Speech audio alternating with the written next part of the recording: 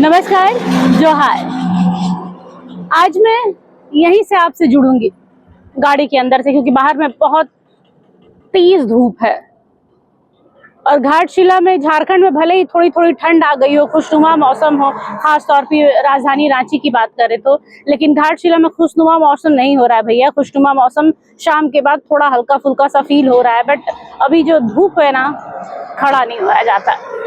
और इसी बीच घाटशिला उपचुनाव को लेकर हम कवर कर रहे हैं, रास्ते पर निकल रहे हैं, लोगों से बातचीत कर रहे हैं, पार्टियों से मिल रहे हैं, अब अपने नेताओं से मिल रहे हैं, जनप्रतिनिधियों से बात कर रहे हैं। कई बातें खुलकर आई हैं घाटशिला में।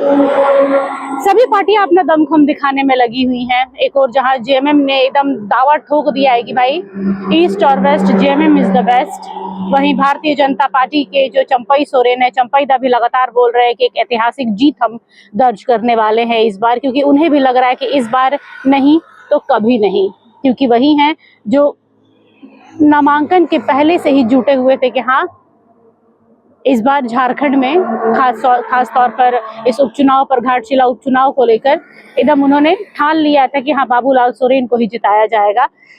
धीरे धीरे ही सही उनके पार्टियों का काफिला जो है अब इकट्ठा होने लगा है, स्टार प्रचारक भी आने लगे हैं, सीएम भी आ रहे हैं, आज भी सीएम आ रहे हैं।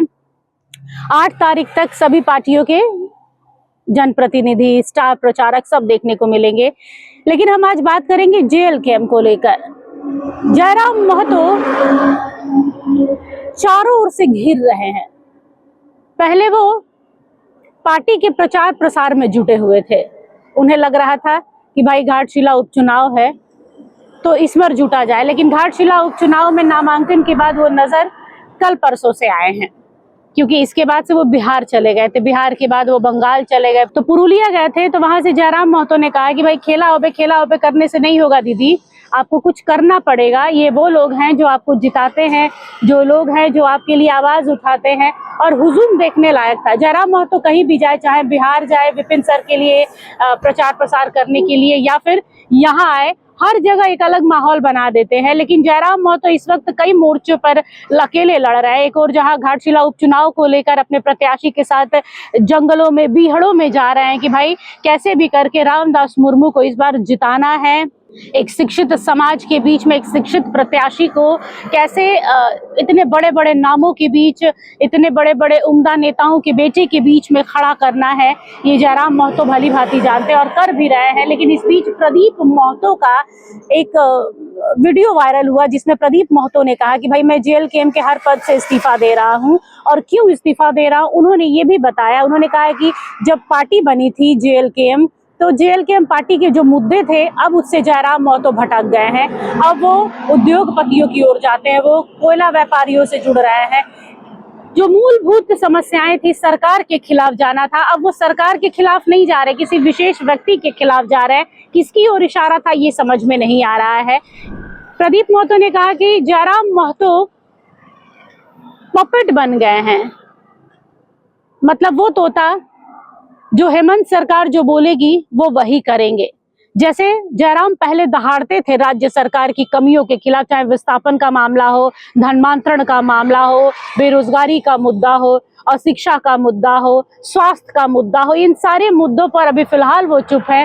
सिर्फ विशेष लोगों को खासकर मदद कर रहे हैं, जहां उन्हें होना चाहिए वहां वो नहीं थे। उन्होंने कहा कि जयराम महतो को उनके प्रत्याशी घाटशिला में जो खड़े हुए हैं रामदास मुर्मू, उनके साथ होना चाहिए था शुरू से, लेकिन वो बिहार में चले गए, वो बंगाल चले गए, उन्हें अपना छोड़कर सब कुछ दिख रहा है, सिर्फ घाटशिला उपचुनाव नहीं दिख रहा है। और यही सब बातों को लेकर उन्होंने क्या कुछ कहा, उन्होंने ये भी कहा है कि भाई जेल कैंप पार्टी जयराम महतो की पार्टी कैसे हो गई है।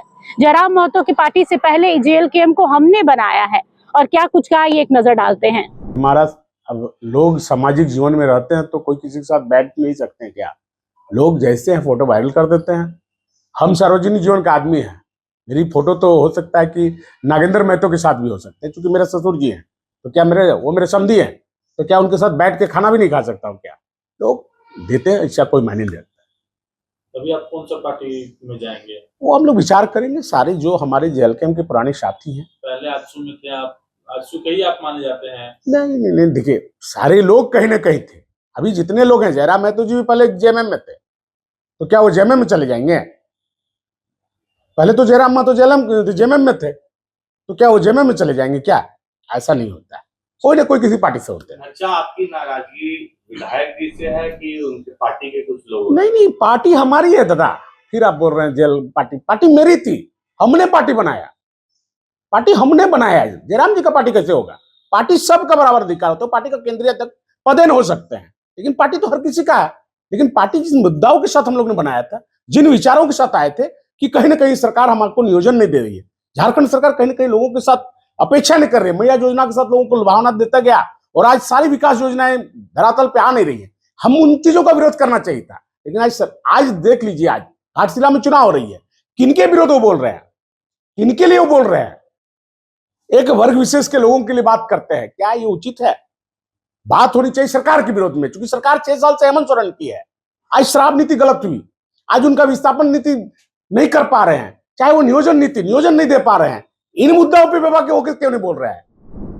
हम इन चीजों से द्रवित होकर अपना कहीं ना कहीं हम देखें कि पार्टी जिन मुद्दाओं के साथ हमने बाघमारा की राजनीति शुरू किया था, बाघमारा की राजनीति को हमने बहुत नीचे से देखा था और बाघमारा के लोगों को अपेक्षा था। पिछले लोकसभा चुनाव में हम लोगों ने, कोई पार्टी नहीं थी, निर्दलीय प्रत्याशी हम लोग ने 47,700 वोट दिया था। जब वही पार्टी जब विधानसभा में चुनाव लड़ती है, वो वोट 15,000 आ जाता है। हमें ये मानना पड़ेगा कि 47,000 वोटों का क्या मैंडेट था। लोग किस आचार अपेक्षा के लिए लोगों ने जेएलकेम को वोट दिया था या जेबी केसेस को वोट दिया था? कहीं ना कहीं लोगों को सरकार की विरोध थी और कहीं ना कहीं स्थानीय जो वहां के जनप्रतिनिधि थे उनके प्रति विरोधाभास था और उन विरोधाभास के चलते 47,000 वोट आए। जब वो विधानसभा में चुनाव होती है तो ऐसे प्रत्याशी को दे देते हैं जो कहीं ना कहीं उन जो पुराने जो प्रत्याशी थे या पुराने जो विधानसभा के प्रत्याशी थे उनको लाभ पहुंचाने के लिए ऐसे प्रत्याशी को दिया जाता है। तो कहीं ना कहीं बाघमारा की जो आकांक्षाएं थी, उन आशाओं को कहीं ना कहीं धूमिल करने का काम किया, इसीलिए मैं पार्टी से इस्तीफा दे रहा हूं। तो देखा आप लोगों ने, ये थे प्रदीप महतो, जो उस वक्त में इन्होंने अपना मुंह खोला है जब घाटशिला में उपचुनाव है। दिन भर इस तेज जला देने वाली, झुलसा देने वाली गर्मी में जयराम महतो देवेंद्र नाथ महतो के साथ में, प्रत्याशी रामदास मुर्मू के साथ में जंगलों में बीहड़ों में जा रहे हैं कि भाई कैसे इस चुनाव को जीता जाए। जीत भी नहीं पाए तो कम से कम एक इज्जत, एक साख बचाने वाली एक टक्कर होनी चाहिए, उसके लिए दौड़ रहे हैं। और ऐसे बीच में प्रदीप महतो का बहुत कुछ भांडा फोड़ देना या कहना, उसमें कितनी सच्चाई है वो तो हम नहीं बयां कर सकते। वो देवेंद्र नाथ महतो जाने, वो जयराम महतो जाने, वो प्रदीप महतो जाने। लेकिन ये भी सच है कि जब हमने ये वीडियो डाला था कल, तो कई लोगों ने कमेंट किया कि भाई इन्हें बाघमारा से सीट चाहिए थी, नहीं मिला तो ये बौखलाए हुए हैं। वहीं कई लोगों ने ये भी कहा कि भाई ये तो आजसू पार्टी का नेता रहा है, झूठ मूठ का जेल कैंप में जुड़ गया था, फिर से ये घूम फिर कर आजसू में जाएगा। आजसू को लेकर भी उन्होंने कहा कि क्या आजसू में से जुड़े रहना, किसी व्यक्ति विशेष से बात करना, किसी पार्टी नेता से बात करना खराब होता है। इस हिसाब से तो जयराम महतो भी जेल कैंप से पहले जेएमएम के थे, तो क्या वापस से जयराम महतो जेएमएम में चले जाएंगे? इस तरीके के बहुत सारी सफाइयां भी दी, बहुत सारे एलिगेशंस लगाए और अब ये आरोप प्रत्यारोप का जो दौर है वो घाटशिला उपचुनाव के परिणाम के बाद ही शांत होने वाला है। फिलहाल के लिए बस इतना ही। देखते रहिए चैनल न्यूज़। नमस्कार। अगर आपको हमारा ये वीडियो अच्छा लगा तो इसे लाइक करें, शेयर करें और हाँ, सब्सक्राइब करना ना भूलें।